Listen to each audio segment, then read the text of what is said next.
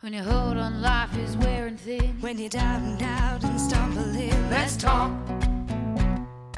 I've been with the Let's Talk Foundation since its inception, probably as a co-founder, because a small group of us within the southwest of Victoria became increasingly concerned about the loss of life by suicide. In 2016 we lost 16 people to suicide. There was an increasing concern within our community that people weren't seeking help when they needed to because of the stigma. So that's primarily our function, is to abolish the stigma that's well and truly embedded within this society and probably many societies throughout the developed world. So, yourself, Jacinta, how did you get involved in Let's Talk and how long have you been involved for? Well, I've been with Let's Talk now for 2 years. It's been a roller coaster and a really wonderful time to be involved with such passionate and good-hearted people, because it's a volunteer workforce with a volunteer base. So, and John has been a wonderful sort of mentor through the process of learning, because I haven't been involved with the mental health field before this. I have worked for charities before, but I've also worked in an office space and made a very big commitment for myself that I wanted to do something that actually benefited the community and was something that I felt there was value in. And when the opportunity came to join the foundation, knowing that within our own community, 3 in 5 of us at some stage will benefit from some support with our own mental health, and it's an issue that is everyone has been touched with in some way.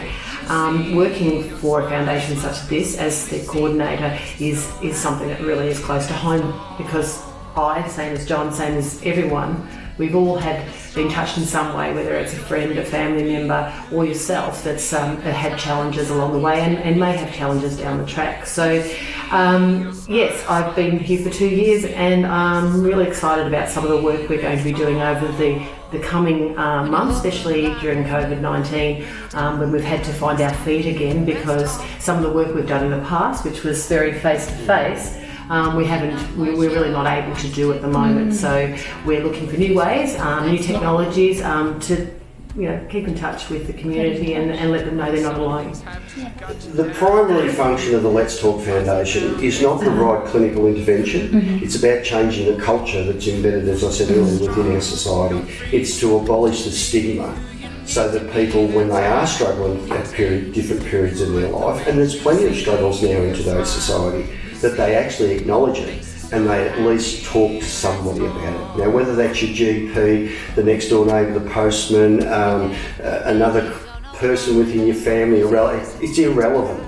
The most important factor is that they get it out of their mind, because that release of emotional pressure, once you ventilate to something, it sort of eases the burden that you've been carrying for that period of time. So that's that primary function.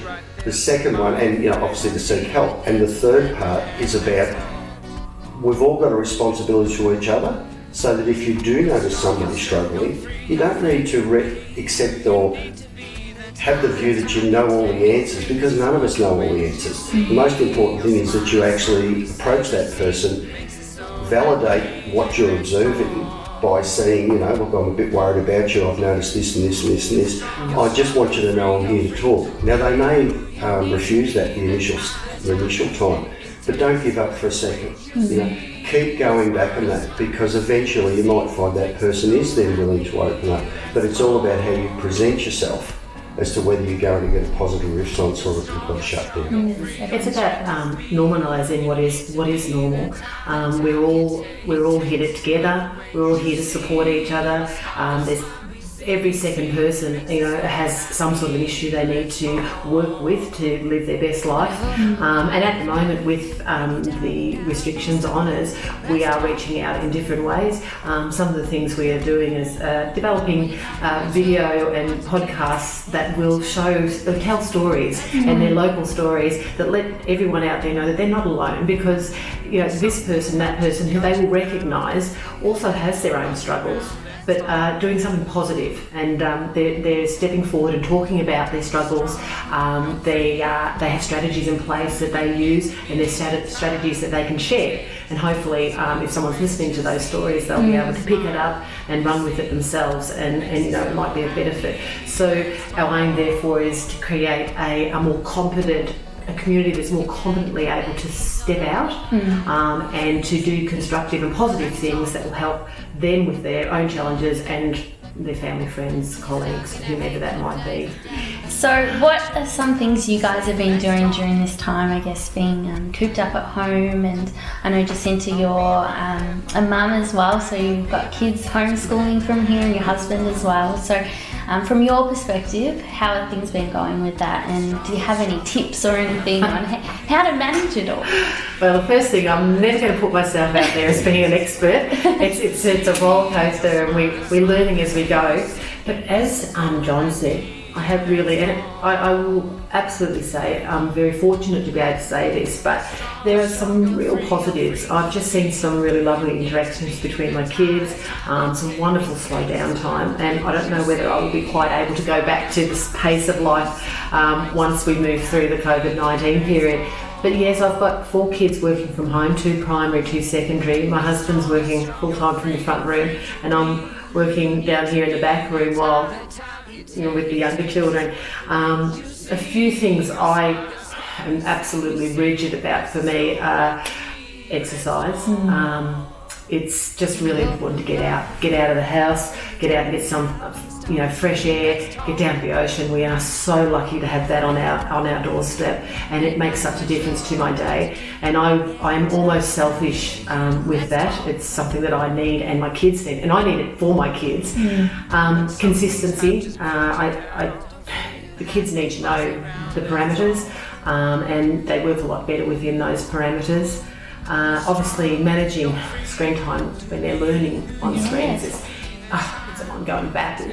But I'm really rigid about putting screens down, get outside when there's a break, because otherwise they'd be on their screens from dusk to dawn, and it's not good for them. And their behaviour doesn't improve the more screen time they get, that's for certain. And get them outside, and if they're going to get wet, who cares? Away you go.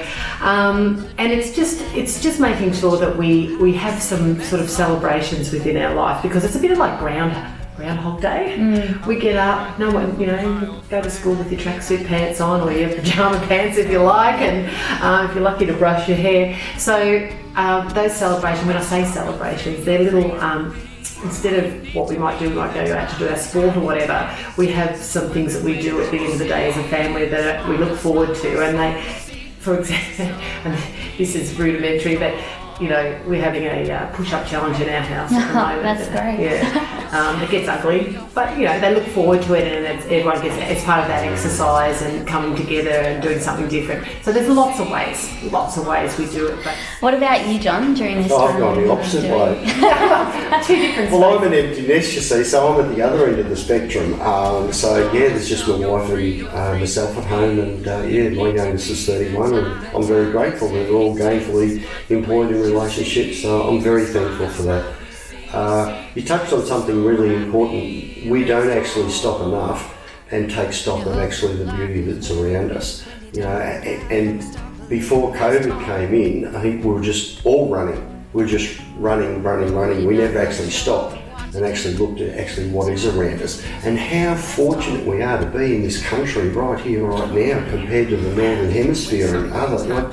The tragedies are just phenomenal. And that's the critical thing about health care in looking after yourself, is to give your brain a rest every now and again. This has been forced upon us, and probably in some respects I think it was a soft option, because I couldn't see how we could keep going at the pace we were indefinitely. The suffering that was going on increasingly within our society of anxiety and stress-related problems, it's just phenomenal, and the service system can't meet that need, which is why it's so important for the Let's Talk Foundation to continue its message for individuals all to become ambassadors about what the Let's Talk acronym represents. And actually the biggest one is learn your own self-care. What fits you doesn't necessarily fit another person. You've got to find out what meets your need to slow the whole pace of the world down every now and then. And the message I really have is the community want change. Maybe they just need a few drivers to institute and implement the change, and that's who we are. I was going to ask what you wanted, in closing, what message you wanted to send out tomorrow. I think you really answered it in saying finding your own self-care and what works for you, because everyone's different, and also just that gratitude and being grateful during this time. So Ray White Warrnambool, I guess we just want to say thank you for your service to the community, and especially during this time, and we're really looking forward to the charity ball as well. That has been postponed, but when it is back up and we've got that date, we're just so excited. But thank you so much for your time, guys. Thank you. So happy, let's talk.